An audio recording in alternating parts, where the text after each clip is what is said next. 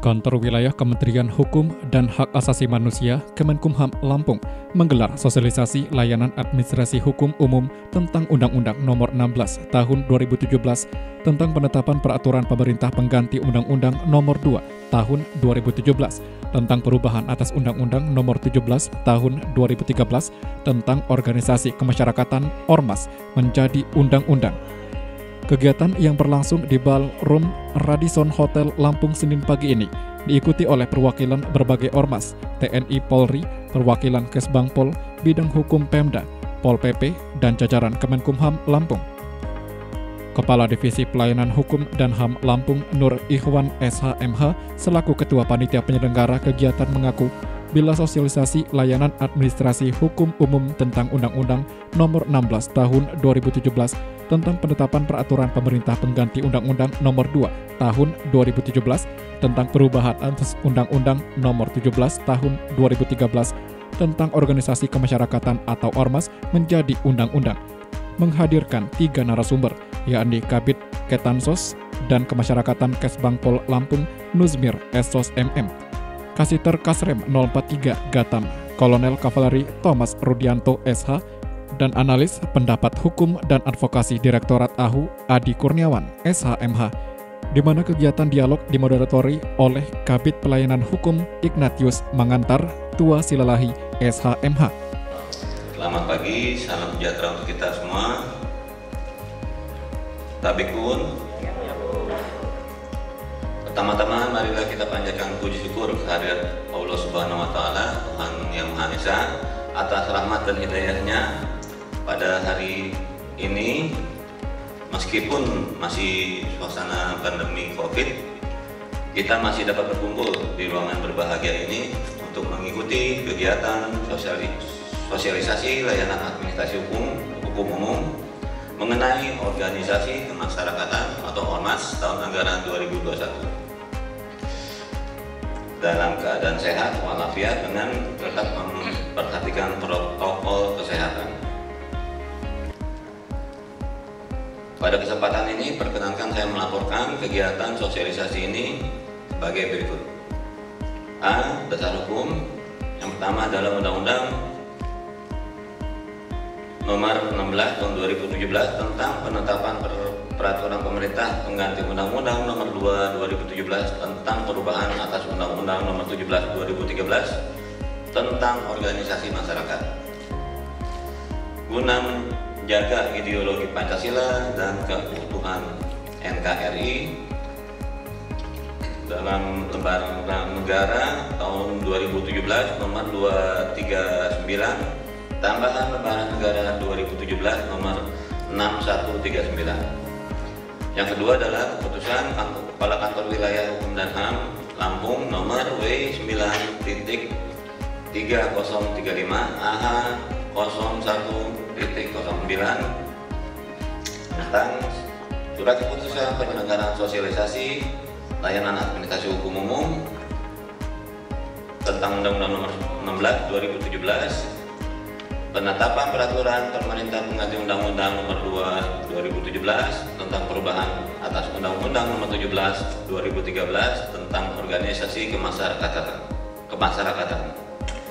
Daftar isian pelaksanaan DIPA Kantor Wilayah Hukum dan HAM Lampung tentang program administrasi umum nomor SP.DIPA/013/408822/2021 tanggal 23 November 2020. Maksud dan tujuan kegiatan ini dilaksanakan adalah untuk meningkatkan pemahaman ormas organisasi masyarakat yang ada di Provinsi Lampung mengenai wawasan kebangsaan guna menjaga ideologi Pancasila demi keutuhan negara Kesatuan Republik Indonesia, serta membangun sikap taat hukum sesuai dengan ketentuan perundangan yang berlaku, serta bertujuan agar ormas menerapkan dan melaksanakan tugas fungsi di masyarakat. Waktu dan tempat kegiatan pada hari Senin 14 Juni bertempat di Radisson Hotel Bandar Lampung. Narasumber terdiri dari 3 orang. Yang pertama adalah Kolonel Kavaleri Thomas Rudianto, Kasiter Kasrem 043 Gatam Lampung. Yang kedua adalah Bapak Jusmir SOS MM, Kepala Bidang Katansos Kesbangpol Provinsi Lampung. Yang keempat, yang ketiga adalah Adi Kurniawan SHMA, Analis Pendapat Hukum dan Advokasi, Direktorat Jenderal Administrasi Hukum Umum. Peserta terdiri dari 150 orang yang hadir di ruangan ini dari Kantor Wilayah Hukum dan HAM Lampung, dari Komando Resort Militer 043 Garuda Hitam Lampung, Komando Distrik Militer 0410 Lampung, Kepolisian Daerah Lampung, Kepolisian Resort Kapolresta Bandar Lampung, Kejaksaan Negeri Bandar Lampung, Kejaksaan Tinggi Bandar Lampung, Badan Kesatuan Bangsa dan Politik Provinsi Lampung, Badan Kesatuan Bangsa dan Politik Kota Bandar Lampung, Biro Hukum Pemerintah Provinsi Lampung, Biro Hukum Pemerintah Kota Bandar Lampung, Kepala Bagian Hukum Pemerintah Daerah Kota Bandar Lampung, Satpol PP Provinsi Bandar Lampung, Satuan Polisi Satpol PP Kota Bandar Lampung, dan organisasi masyarakat yang berada di Kota Bandar Lampung. Demikian beberapa hal yang bisa kami sampaikan atas perhatian Bapak PLT Kantor Wilayah Hukum dan HAM Lampung. Kami ucapkan terima kasih, dan akhirnya saya atas nama dua panitia mohon perkenan Bapak PLT untuk membuka acara ini secara resmi. Demikian kami sampaikan. Terima kasih. Wabillahi taufiq wal hidayah. Wassalamualaikum warahmatullahi wabarakatuh.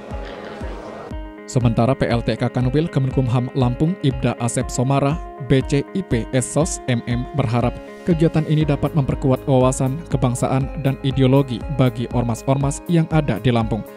Selain itu juga menumbuhkan kesadaran ormas untuk menjaga agar tidak tumbuh ideologi-ideologi yang bertentangan dengan ideologi Pancasila, sehingga keutuhan negara kesatuan Republik Indonesia akan tetap terjaga.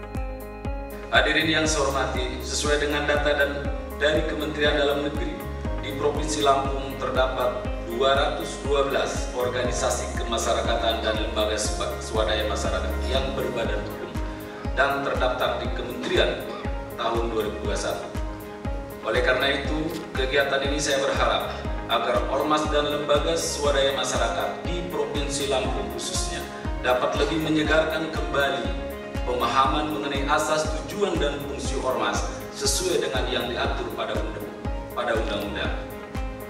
Saya juga berharap agar ormas-ormas yang ada di Provinsi Lampung mempunyai tanggung jawab dan berperan aktif membantu pemerintah untuk menjaga dan mencegah tumbuhnya ormas-ormas yang bertentangan dengan ideologi Pancasila dan Undang-Undang Dasar Negara Republik Indonesia tahun 1945 yang dapat mengancam keutuhan negeri. Selain itu, saya berharap kegiatan ini juga dapat dijadikan sebagai sarana silaturahmi dan diskusi antara instansi pemerintah yang menjadi tanggung jawab untuk menjaga ideologi dan wawasan kebangsaan. Ormas-ormas yang ada di Provinsi Lampung, baik Kantor Wilayah Kementerian Hukum dan HAM Lampung, Korem 043 Garuda Hitam, Kepolisian Daerah Lampung, Kejaksaan Tinggi Lampung, Badan Kesatuan Bangsa dan Politik Pemerintah Daerah Provinsi Lampung, serta dengan ormas-ormas yang ada di Provinsi Lampung untuk menentukan langkah-langkah yang harus dilakukan guna menjaga agar ormas-ormas yang ada di Lampung ini tetap berjalan pada koridor yang telah ditetapkan undang-undang dan tetap pada bingkai ideologi Pancasila, Undang-Undang Dasar Negara Republik Indonesia tahun 1945 dan Negara Kesatuan Republik Indonesia. Dapat saya sampaikan pula bahwa peraturan perundang-undangan yang disusun di Republik tercinta ini harus berdasarkan moral. Banyak pendapat mengatakan bahwa undang-undang yang ada sekarang sudah kehilangan normanya. Saya mengajak kepada seluruh yang hadir di sini bahwa peraturan perundang-undangan kita susun berdasarkan sebuah norma yang terdiri dari keagamaan, kesopanan, dan susila. Sehingga ini akan menjadi dasar pada saat penyusunan atau pembuatan undang-undang. Lahirnya Undang-Undang Nomor 16 Tahun 2017 ini sebagai pengakuan atas kesetaraan antara pemerintah sebagai penyelenggara negara, mengajak partisipasi seluruh elemen yang ada di Republik ini untuk sama-sama berpartisipasi dengan asas kesetaraan. 4 pilar kebangsaan menjadi patron dalam penyelenggaraan negara ini. Pancasila, Undang-Undang Dasar 1945, NKRI, dan Bhinneka Tunggal Ika. Pemerintah atau bangsa kita mengakui adanya keberagaman. Jadikanlah keberagaman itu sebagai sebuah orkestrasi untuk menghasilkan simfoni yang indah dalam mewujudkan Indonesia yang maju, berdaulat, dan bermartabat. Dengan demikian, dengan mengucapkan Bismillahirrahmanirrahim dan memohon ridho Allah Subhanahu wa Ta'ala, sosialisasi undang-undang tentang organisasi kemasyarakatan guna menjaga ideologi Pancasila, Undang-Undang Dasar Negara Republik Indonesia tahun 1945 dan Keutuhan Negara Kesatuan Republik Indonesia serta Bhinneka Tunggal Ika, saya nyatakan secara resmi dibuka. Semoga kegiatan ini dalam lebih memperkuat wawasan kebangsaan dan ideologi Pancasila bagi ormas-ormas yang ada di Provinsi Lampung, serta menumbuhkan kesadaran bagi ormas-ormas untuk menjaga agar tidak tumbuh ideologi-ideologi yang bertentangan dengan ideologi Pancasila, sehingga keutuhan NKRI akan tetap terjaga. Semoga Allah Subhanahu wa Ta'ala senantiasa memberikan bimbingan, pertolongan, dan ridhonya kepada kita sekalian. Demikian, mohon maaf apabila ada hal yang kurang berkenan. Akhirul kalam, wallahu muwaffiq ila aqwamit thoriq. Wassalamualaikum warahmatullahi wabarakatuh. Usai membuka kegiatan, PLT Kakanwil Kemenkumham Lampung Ida Asep Somara, BCIP, Esos MM mengatakan, bila kegiatan ini sebagai upaya meningkatkan kesadaran ormas akan arti penting 4 pilar kebangsaan, yakni Pancasila, Undang-Undang Dasar 1945, NKRI, dan Bhinneka Tunggal Ika, yakni Pancasila sebagai dasar dan ideologi negara, Undang-Undang Dasar Negara Republik Indonesia tahun 1945 sebagai konstitusi negara, serta ketetapan MPR, Negara Kesatuan Republik Indonesia sebagai bentuk negara, dan Bhinneka Tunggal Ika sebagai semboyan Negara Kesatuan Republik Indonesia. 4 pilar kebangsaan ini akan menjadi fondasi apapun organisasi yang kita bentuk ini adalah untuk memperkuat ideologi kita bahwa 4 pilar kebangsaan itu yang terdiri dari Pancasila, Undang-Undang Dasar, terus Negara Kesatuan, dan Bhinneka Tunggal Ika.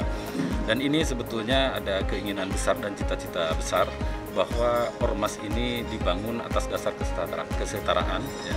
Jadi tidak semua pekerjaan membangun negeri ini kan bisa dilaksanakan oleh pemerintah. Sebesar-besarnya kita menggali atau mengajak partisipasi masyarakat, itu yang diharapkan. Cuma yang jadi persoalan sekarang dengan adanya undang-undang ini adalah bagaimana memagari ormas ini untuk tetap patuh dan taat kepada 4 pilar itu intinya. Dari Kemenkom sendiri pengawasannya terhadap ormas dari Kementerian Hukum dan HAM ini adalah sebagai kementerian yang memang dalam pengesahan dari segi tata usaha negara. Pada pelaksanaannya ini ada di bawah Badan Kesbangpol yang ada di sini, dan semua elemen yang terkait dengan pengawasan ormas itu ada dari kepolisian, juga ada dari Korem dan pihak-pihak lain kan gitu, untuk bersama-sama sebetulnya kan gitu. Bagaimana ormas ini berjalan bersama-sama dengan pemerintah dalam mewujudkan cita-cita bangsa kita untuk yang lebih maju dan bermartabat. Dalam agenda yang diikuti sekitar 150 ormas ini, Kabid Ketansos dan Kemasyarakatan Kesbangpol Lampung, Nuzwir, memaparkan tentang keberadaan ormas dan meminta sesama ormas untuk mengutamakan sistem kemitraan.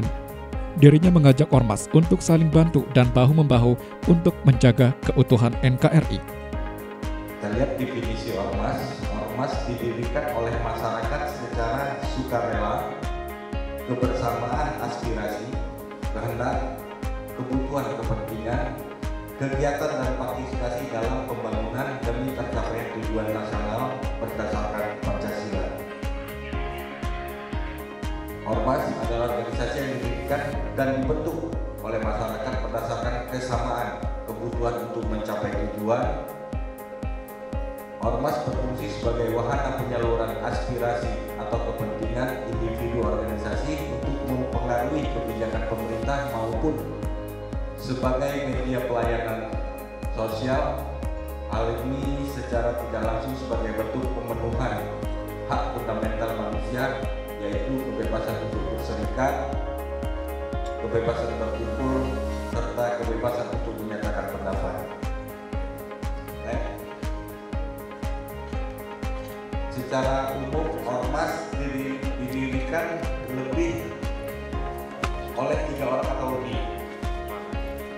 Ada yang berbadan hukum seperti perkumpulan atau yayasan, atau tidak berbadan hukum, memiliki struktur kepengurusan berjenjang atau tidak berjenjang yang diatur dalam ADART ormas. Jadi yang kalau berbadan hukum ini dia terdaftar di Departemen Hukum dan HAM, khususnya di Direktorat AHU. Kalau tidak berbadan hukum ini dia terdaftar di Departemen Dalam Negeri. Next. Nah, kita lihat tujuan ormas.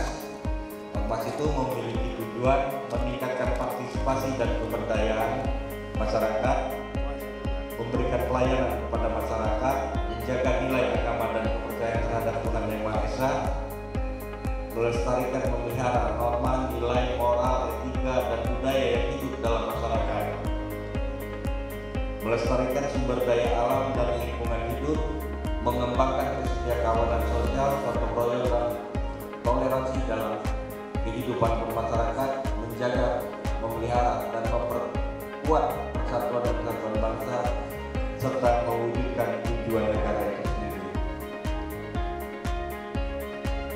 Kalau dia memiliki tujuan, maka dia berfungsi untuk menyalurkan kegiatan sesuai dengan kepentingan ormas. Pembinaan dan pengembangan organisasi untuk mewujudkan tujuan daripada organisasi tersebut. Tempat penyaluran aspirasi masyarakat, itu fungsi ormas ya. Memenuhi pelayanan sosial, partisipasi masyarakat untuk memelihara, menjaga dan memperkuat persatuan dan kesatuan bangsa, pemeliharaan dan pelestarian norma, nilai dan etika dalam kehidupan bermasyarakat, berbangsa dan bernegara. Selanjutnya, hak dan kewajiban. Tapi kalau dia punya tujuan, punya fungsi, dia punya hak. Jadi ormas itu mempunyai hak mengatur dan mengurus rumah tangganya sendiri, serta memperoleh hak atas kekayaan intelektual untuk nama dan lambang ormas sesuai dengan ketentuan peraturan undang-undang, memperjuangkan cita-cita dan tujuan organisasi, melaksanakan kegiatan mencapai tujuan organisasi, mendapatkan perlindungan hukum terhadap keberadaan dan kegiatan organisasi, melakukan kerjasama dengan pemerintah daerah, swasta, ormas lain, dan pihak lain dalam pengembangan dan keberlanjutan daripada organisasi. Setelah dia memiliki hak, dia punya kewajiban. Maka kewajibannya melaksanakan kegiatan sesuai dengan tujuan awal organisasi, menjaga persatuan dan kesatuan bangsa serta keutuhan NKRI, memelihara nilai agama, budaya moral, etika dan norma, kesusilaan, serta memberikan manfaat untuk masyarakat, menjaga ketertiban umum dan terciptanya kedamaian dalam masyarakat, melakukan pengelolaan keuangan secara transparan dan akuntabel, berpartisipasi dalam pencapaian tujuan negara. Next. Nah, ini tata cara pendirian ormas. Dan lihat, ormas ada yang berbadan hukum, APT yang berbadan hukum, yang yayasan atau perkumpulan tadi, yang melalui Departemen Hukum dan HAM, yaitu Dirjen AHU ya, Dirjen AHU nanti secara resmi akan disampaikan oleh pemateri. Nah, di lain sisi ada yang tidak berbadan hukum seperti awal tadi yang saya sampaikan. Dia cukup melapor kepada Departemen Dalam Negeri. Ya, selanjutnya, nah ini yang terdaftar. Cara pendaftaran. Kalau dia berbadan hukum, dia melalui Departemen Hukum dan HAM. Kalau tidak berbadan hukum, dia SKT Menteri Dalam Negeri.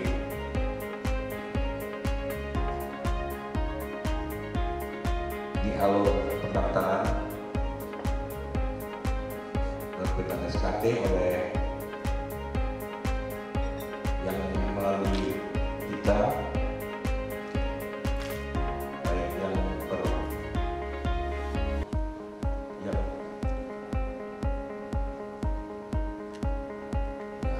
nah ini ada, apabila Bapak dan Ibu atau ormas ini yang hadir ini alhamdulillah sudah pada melapor semua. Nah, bagi yang belum melapor, untuk kita catat keberadaannya di Provinsi Lampung melalui Kesbangpol Provinsi. Ini ada syarat-syaratnya yang harus dilengkapi, maka setelah dilengkapi akan kami keluarkan SKT-nya. Jadi perlu kawan-kawan ketahui, Kesbangpol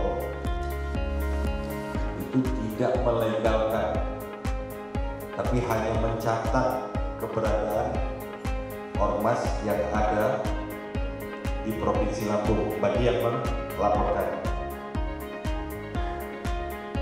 Ini ada pengawasan ya. Kalau sudah melapor kepada kita keberadaannya, kita keluarkan SKT, lalu kita awasi aktivitas ormas. Jadi pengawasan ormas itu dilakukan internal dan eksternal. Kalau pengawasan internal itu oleh pengawas internal, nah, kalau pengawasan eksternal oleh masyarakat. Nah, ini tim terpadu, inilah yang mengawasi ormas-ormas. Jadi sudah melalui keputusan gubernur, jadi tugas tim terpadu ini mengawasi ormas. Jadi banyak ada permasalahan yang secara berkala kami selalu rapat membicarakan permasalahan-permasalahan bagi ormas yang ada masalah. Biasanya kami selesaikan oleh tim terpadu.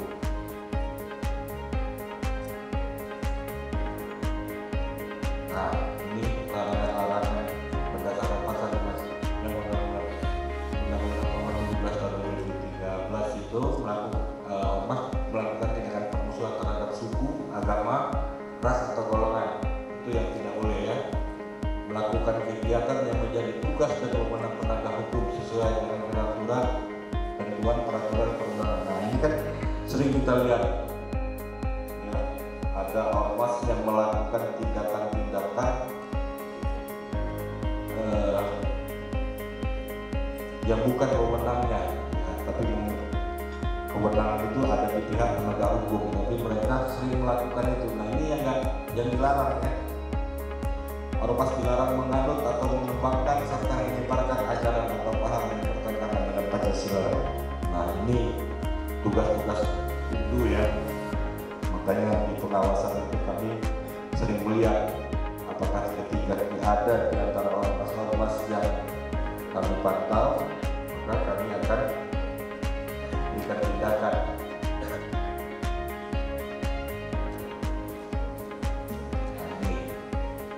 Di pelanggaran itu yang dapat memberikan sanksi itu Departemen Dalam Negeri, Departemen Hukum dan HAM, Gubernur dan Wali Kota. Kita lihat tingkatan-tingkatannya. Kalau di tingkat provinsi kita gubernur, tingkat kabupaten kota, bupati, wali kota.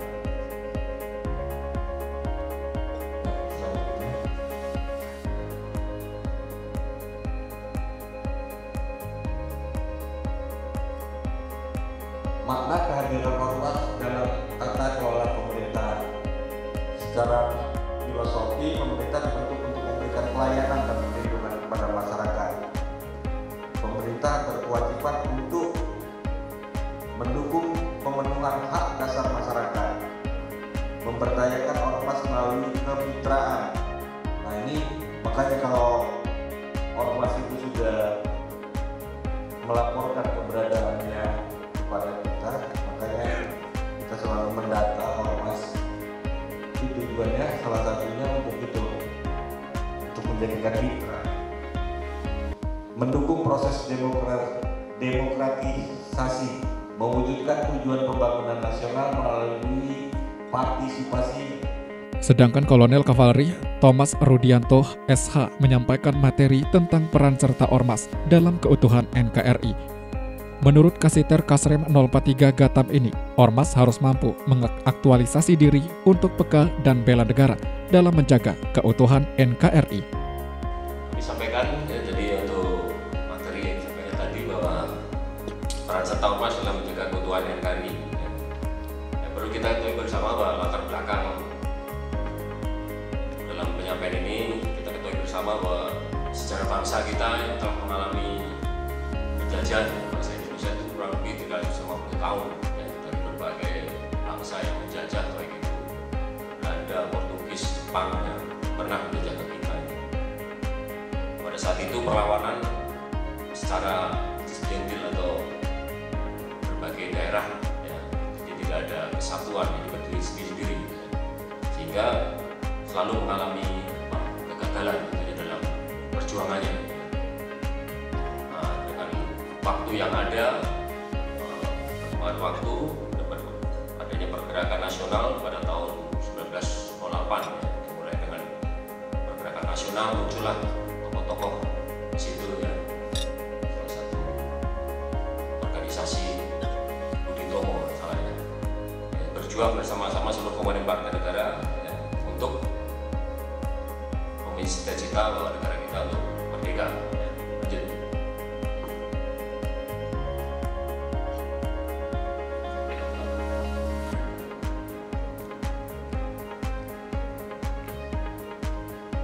Terkait dengan itu disampaikan ya, dengan adanya hal itu ya, kami ini sedikit menyampaikan tentang apa itu ketahanan nasional. Ini saling terkait tadi. Bahwa ketahanan nasional itu suatu kondisi yang dinamis ya, suatu bangsa untuk menghadapi segala ancaman, gangguan, hambatan, tantangan yang ada di bangsa Indonesia ini ya, untuk mewujudkan tujuan nasional, yaitu inti dari suatu ketahanan nasional yang ada di kita ini. Ya, lanjut. Nah ini terkait dengan ketahanan nasional ya, dengan ormas yang ada yang kami kaitkan ya, bahwa masalah ketahanan nasional ini merupakan peran ormas tidak bisa dilepaskan ya. Ormas yang kuat dan berdaya saing tentunya akan menjadi modal utama di dalam ketahanan nasional ya. Kemudian ormas sebagai bagian dari potensi pembangunan perlu diberdayakan agar mampu berkiprah dalam pembangunan dalam menghadapi yang tantangan yang global. Jadi peran ormas sangat penting di dalam salah satu ketahanan nasional kita. Yang tadi saya sampaikan, ketahanan nasional kan menciptakan suatu hal yang dinamis untuk menghadapi segala AGHT, ya, ancaman, gangguan, dan tantangan. Lanjut. Ada beberapa aspek dalam ketahanan nasional, ya, 5 aspek ini, ideologi, politik, ekonomi,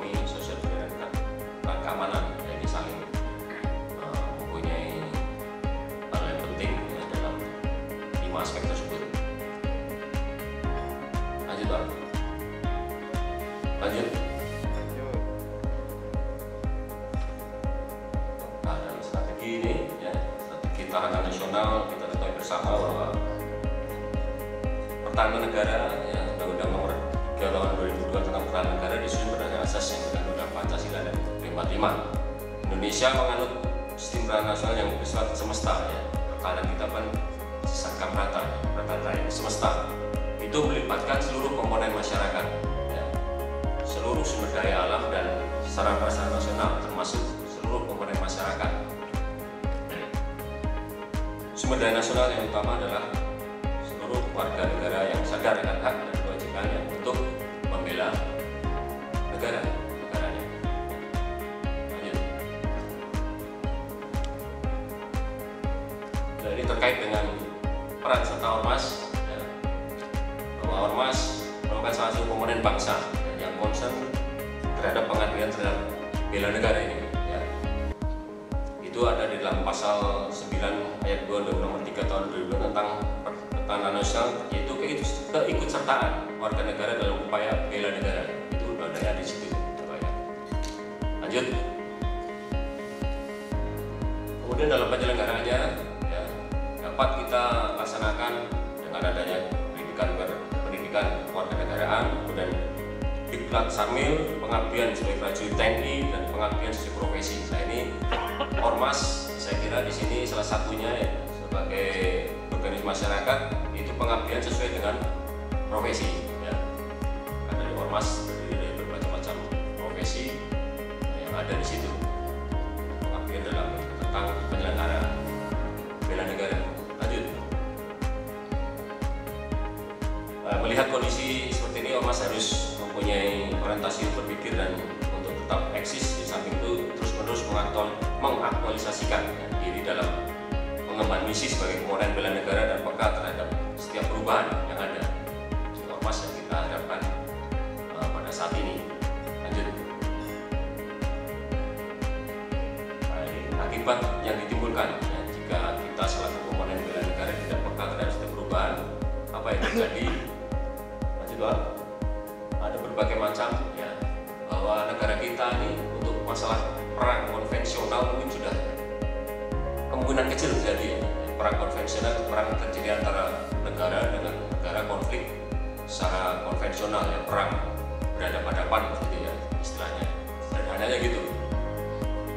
Nah, ini bangsa Indonesia saya kira kemungkinan kecil kita menghadapi perang konvensional, tetapi sekarang kita berkembang sesuai dengan perkembangan zaman, teknologi, kita mengenal adanya proxy war, mengenal adanya cyber war dan sebagainya. Jadi yang diserang bukan secara fisik, ya, tapi apanya? Ya tadi ideologi, politik, ekonomi, sosial, budaya, ya, itu yang akan diserang dalam perang saat ini. Ya. Ini sudah terjadi, ya, mungkin di negara kita sudah terjadi. Ya. Kita tidak sadar bahwa negara luar melakukan perang itu, ya. Kita sudah kehilangan jati diri kita, karakter bangsa, ya. Sekarang mungkin sudah pada generasi sekarang sudah mulai menurun, ya. Kita ketahui bersama anak-anak kita, ya, yang mungkin masalah sejarah dan sebagainya mungkin sudah lupa, ya. Mereka akan lebih kenal karakter yang ada di otak mereka yang sering dia lihat mungkin di sosial media dan sebagainya. Ya. Mungkin tokoh pahlawan apa itu Avenger itu lebih melekat, ya, daripada pahlawan revolusi mungkin, ya. Betul nggak, Bapak?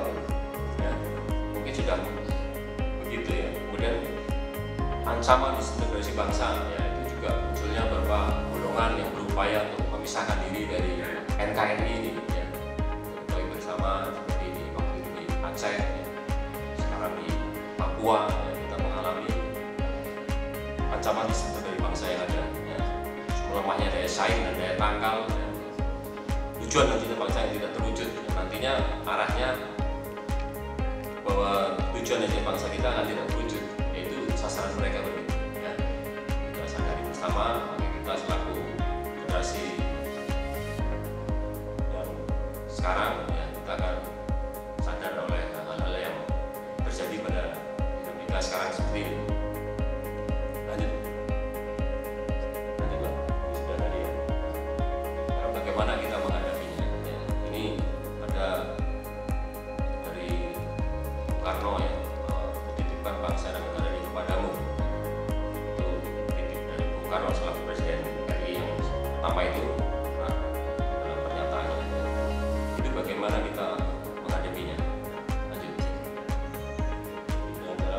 membangun karakter bangsa dan ikut serta dalam bela negara. Ya, saya mengambil dari sisi ini. Ya.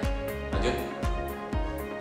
Nah, dalam komponen pertahanan negara itu ada, kalau kita lihat seperti piramida dalam pertahanan negara, ya, TNI selaku komponen utama, ya, komponen cadangan, ya, kombatan, kemudian komponen pendukung. Dan disinilah letak salah satu kita yang ada di sini yang kita berbicara tentang ormas. Ya, ini salah satu komponen pendukung. Ya. Semua warga negara, ya, individu, ormas, ya, sumber daya alam, buatan, dan industri strategis, dan ada bangsa, ya, semuanya ada di sini. Ya. Komponen pendukung ini, ya, ketahui bersama. Lanjut.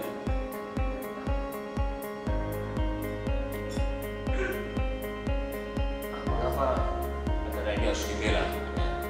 Ya, negara lainnya seperti makhluk hidup, ya, tidak ada kembang mati, tapi bagaimana kita supaya negara ini tidak mati? Ya. Tentunya kita harus membela, ya, segala macam bentuk tantangan, hambatan, gangguan, dan ancaman tadi. Ya.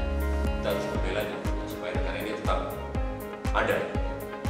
Sementara analis pendapat hukum dan advokasi Direktorat AHU Adi Kurniawan menjelaskan tentang kewenangan pengesahan hingga verifikasi ormas. Kanwil, kemudian juga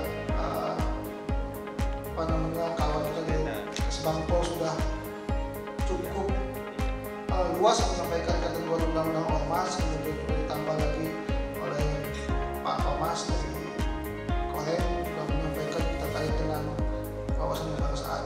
Nah, kami dari Direktorat Jenderal Administrasi Hukum Umum yang kesehariannya melakukan pengesahan, kemudian konklusi masalah ormas di tingkat nasional. Ada beberapa hal yang ingin kita sampaikan, ada 4 poin. Jadi memang sebetulnya karena sudah disampaikan panjang, tadi kita cuma menyampaikan beberapa poin mengenai kedudukan Badan Hukum Sosial dalam hal ini adalah ormas. Setelah saya coba masuk ke dalam tema substansi sosialisasinya di tengah perubahan Undang-Undang Ormas nomor 2, Perpu sebelumnya, Perpu nomor 2 tahun 2017, kemudian yang diundangkan oleh 16 tahun 2017. Jadi kemudian apa sih kemudian yang berubah dari 13 tahun 2017 kemudian menjadi Undang-Undang 2 tahun 2013. Nah, ini dasar hukumnya. Next, Pak. Jadi ada 4. Yang pertama saya menyampaikan soal kedudukan hukum, pengesahan, verifikasi, dan kewenangan kami sebagai instansi yang dulunya hanya mengesahkan, tetapi kita saat ini bisa melaksanakan fungsi pengawasan dan penjatuhan sanksi. Next, ada yang berbeda terkait dengan kewenangan kita. Sebelumnya, yayasan perkumpulan sebelum adanya Undang-Undang 17 tahun 2013 bukan termasuk dalam kategori organisasi kemasyarakatan. Jadi yayasan perkumpulan adalah entitas tersendiri yang sama sekali bukan organisasi kemasyarakatan. Karena ormas itu sebetulnya diatur dalam Undang-Undang tahun 1985 yang dulu menganut asas tunggal Pancasila. Nah, dengan adanya Undang-Undang 17 tahun 2013 memasukkan yayasan dan perkumpulan menjadi spesies baru lagi, selain dirinya sebagai badan hukum, tetapi dia juga menjadi organisasi kemasyarakatan. Jadi ada 2 identitas yang melekat pada yayasan perkumpulan. Nah, kalau kita melihat dari layar yang ada di depan, sebetulnya sudah juga disampaikan bahwa yang berbadan hukum ada 2 yayasan perkumpulan. Nah, untuk yang tidak berbadan hukum mendapatkan SKT dari Kemendagri. Jadi sebelumnya di wilayah Pak ya, setiap kabupaten, tapi sekarang kewenangannya ditarik oleh Dirjen Polkum, pengesahannya untuk seluruh Indonesia mau di daerah maupun di pusat langsung ke Direktorat Ormas di Kementerian Dalam Negeri. Kemudian yang mau saya sampaikan juga bahwa sebetulnya Kementerian Hukum dan HAM tidak menerbitkan izin terhadap organisasi kemasyarakatan, tetapi sesuai kewenangannya kami hanya melahirkan badan hukum memberikan status subjek hukum kepada organisasi kemasyarakatan. Jadi ada misinterpretasi yang barangkali salah dipahami oleh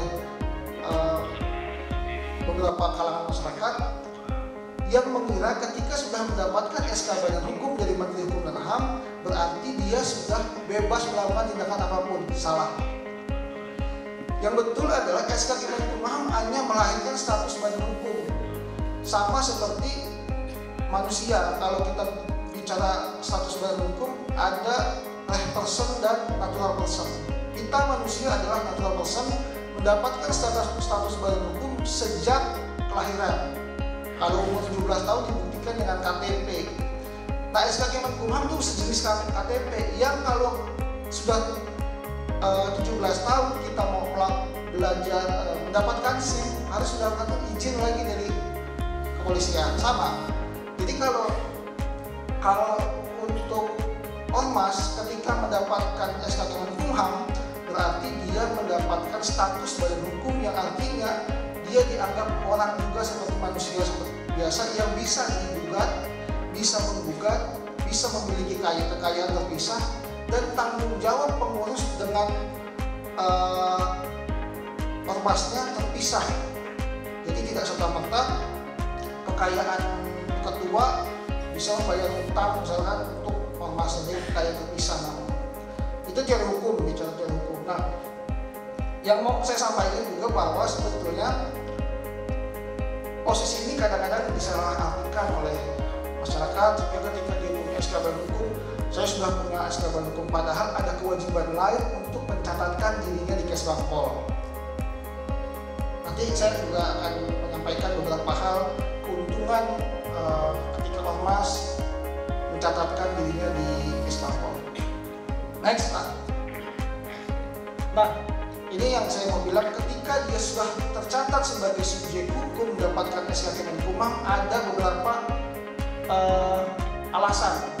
Yang pertama, legalitas organisasi menjadi kuat, karena pasti ketika ditanya yang diminta adalah SK-nya. Kemudian organisasi diakui oleh negara. Walaupun kalau kita melihat Undang-Undang 17 tahun 2013 dengan perubahannya ketika lahir di judicial review di MK, kemudian kalah. Setengah dari ketentuan undang-undang tak berlaku. Dulu sejak lahir di 17 tahun 2013 semua ormas wajib terdaftar. Karena nggak terdaftar juga boleh, cuma ketika dia tidak terdaftar maka dia tidak memiliki benefit yang bisa didapatkan oleh ormas yang terdaftar atau diakui oleh negara. Kemudian adanya pemisahan kekayaan, jadi kekayaan ormas dengan kekayaan kepengurusan berbeda. Kemudian juga biasanya lebih memiliki bargaining power, dia lebih memiliki daya tawar, terlihat baik, kemudian juga bisa ada partisipasi dunia perbankan, dia cenderung terlihat profesional dan bisa melakukan peningkatan dengan pihak lain. Jadi ada ormas dengan ormas, ormas dengan pemerintah, ormas dengan pribadi, kemudian ormas mungkin juga dengan ormas internasional, karena sebetulnya tanggung jawabnya sudah jelas. Selanjutnya, ini juga manfaat dari badan hukum.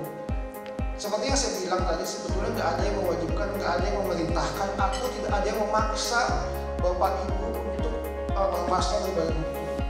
Tetapi terkadang ketentuan lain dari instansi pemerintah di luar dari Kemenkumham mensyaratkan SK Kemenkumham menjadi salah satu syarat untuk mendapatkan izin tertentu.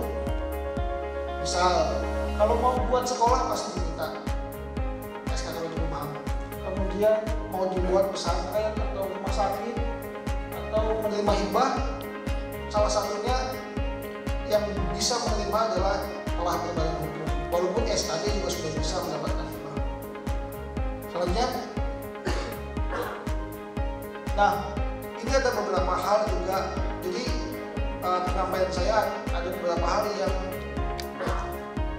yang merupakan persoalan-persoalan yang biasa dialami oleh ormas.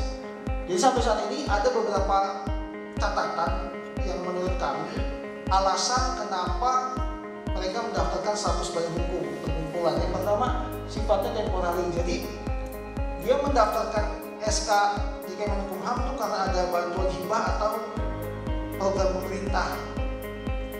Program pemerintah itu misalnya kelompok tani, kelompok nelayan, kemudian sertifikasi lembaga bantuan hukum kalau di Kemenkumham, kemudian banyak lagi yang program pemerintah yang memaksa mereka harus mendapatkan SK badan hukum karena menjadi salah satu syarat. Kemudian juga ada yang sifatnya permanen karena dibutuhkan oleh undang-undang, kebutuhan status dan syarat pendirian lembaga yang membuat sekolah dan lain-lain. Tetapi sampai dengan saat ini banyak juga yang mendaftarkan status badan hukum karena dia nggak tahu, pokoknya mendirikan daftar aja. Kebutuhannya nggak tahu, kebutuhannya nanti kalau tiba-tiba dibutuhkan baru sudah siap. Tapi sebetulnya banyak juga yang salah penerapan undang-undang karena nggak semua entitas itu bisa didaftarkan di Kemenkumham. Nanti coba saya berikan beberapa contoh yang bukan kewenangan Kemenkumham dan tidak masuk ke dalam ketentuan regulasi undang-undang ormas. Dalam kegiatan ini juga dilakukan tanya jawab antara peserta dan narasumber. Dari Persekutuan Gereja-Gereja di Indonesia Wilayah Lampung. Yang pertama, kami mengapresiasi Bapak Akadwil Kementerian Hukum dan HAM Provinsi Lampung yang sudah memfasilitasi khususnya dalam pelaksanaan sosialisasi tentang Undang-Undang Nomor 16 Tahun 2017. Yang kedua, kami juga menyampaikan apresiasi dan ucapan terima kasih kepada ketiga pembicara kita pada pagi hari ini. Ada beberapa hal yang ingin kami pertanyakan, khususnya berkaitan dengan kewenangan Kementerian Hukum dan HAM Nomor 16 Tahun 2017. Tadi yang sangat tertarik bagi saya adalah tentang peluang ormas berkaitan dengan ormas yang sudah tercatat resmi di Kementerian Hukum dan HAM. Dikatakan di sana ada beberapa peluang khususnya berkaitan dengan dana hibah, pembinaan, pemberdayaan, dan penyertaan modal.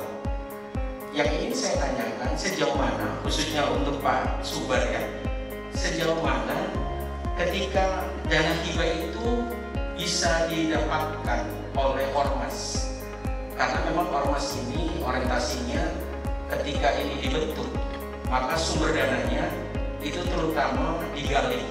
Memang anggarannya dari pemerintah daerah Pak, itu adalah ormas, kemudian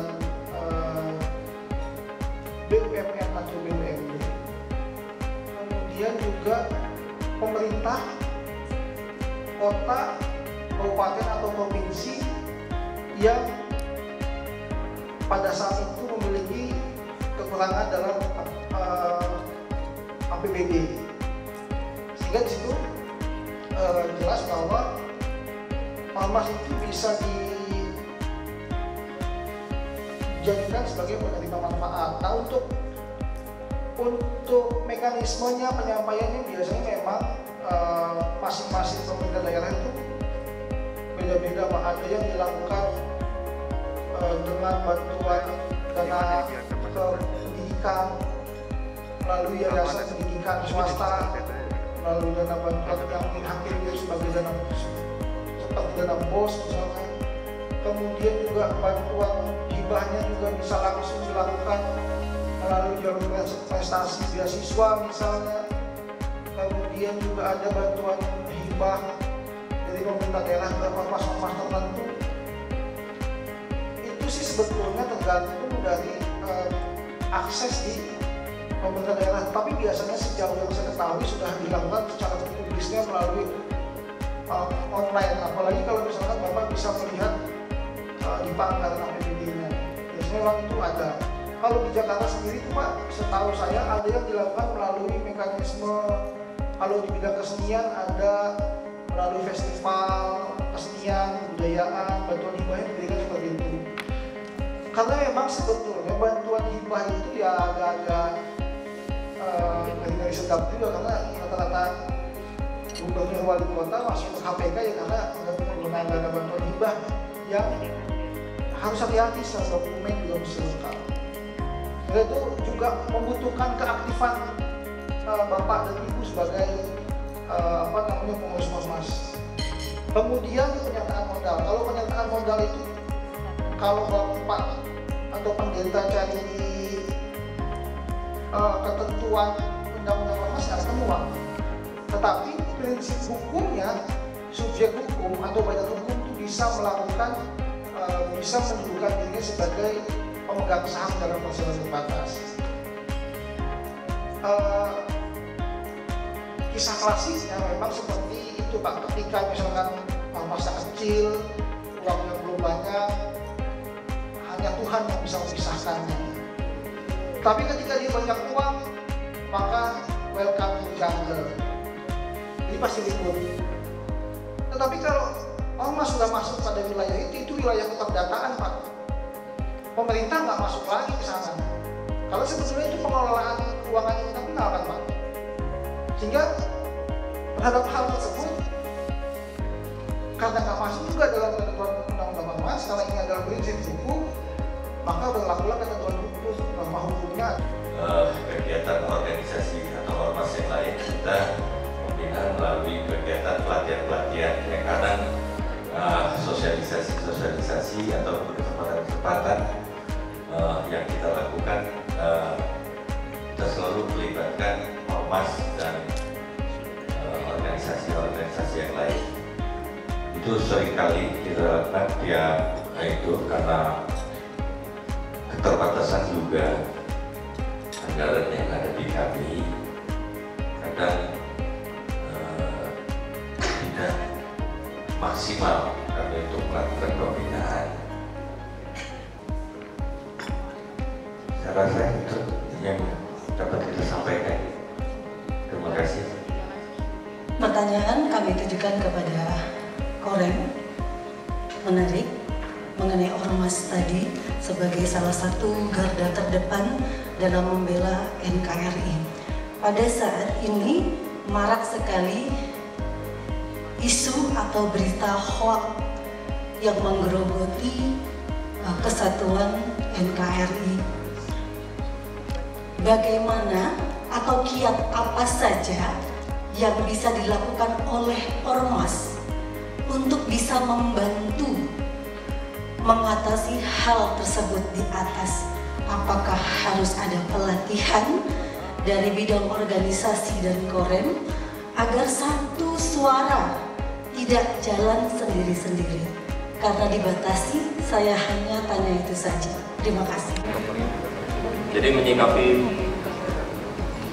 perkembangan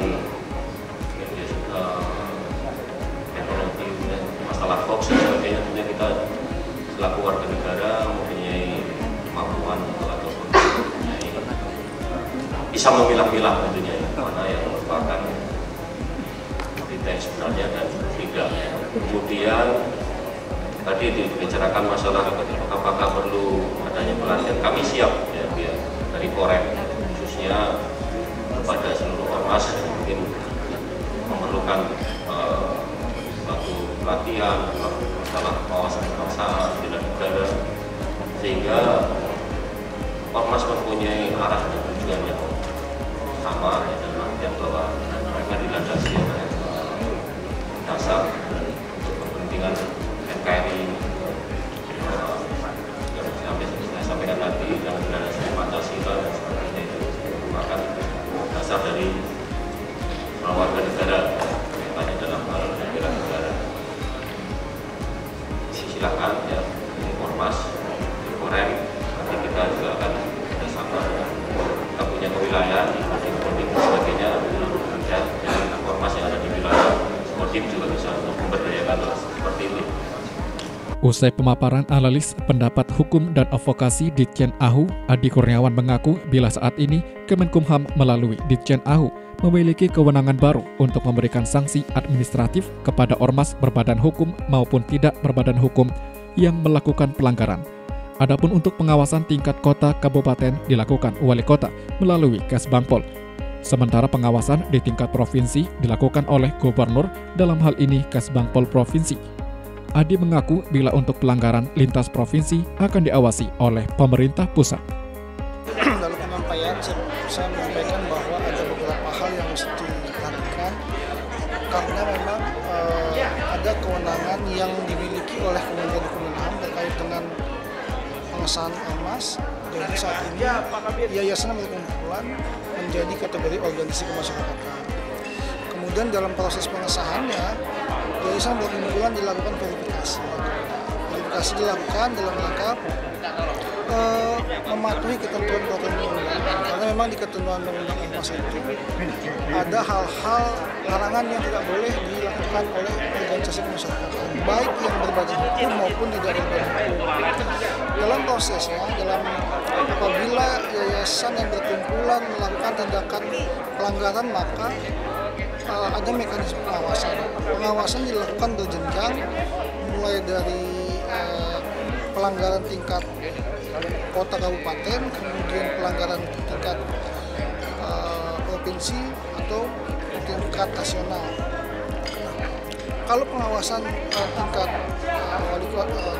kabupaten kota, maka dilakukan oleh Kesbangpol kota atau kabupaten. Kalau pengawasan di tingkat provinsi, apabila terjadi pelanggaran yang dilakukan oleh dua kabupaten kota, lintas kabupaten kota, maka itu menjadi kewenangan Kesbangpol provinsi. Kalau pusat, pengawasannya apabila terjadi pelanggaran di beberapa provinsi itu maka menjadi kewenangan pemerintah pusat. Dalam hal ini Dirjen AHU Kemenkumham terlibat dalam keanggotaan tim terpadu di pusat, sehingga kita membantu fungsi pengawasan. Nah, apabila terbukti melakukan pelanggaran, maka kita bisa melakukan penjatuhan sanksi mulai dari peringatan tertulis, kemudian pemberhentian kegiatan sampai dengan terberat pencabutan status badan hukum. Nah, itu sudah kita lakukan tentunya atas kerjasama dari seluruh instansi di bidang pengawasan. Kegiatan sosialisasi layanan administrasi hukum umum tentang Undang-Undang Nomor 16 Tahun 2017 tentang penetapan peraturan pemerintah pengganti Undang-Undang Nomor 2 Tahun 2017 tentang perubahan atas Undang-Undang Nomor 17 Tahun 2013 tentang organisasi kemasyarakatan (Ormas) menjadi undang-undang dilaksanakan dengan tetap mengedepankan protokol kesehatan. Jeffrey Ardi, David Sihotang melaporkan.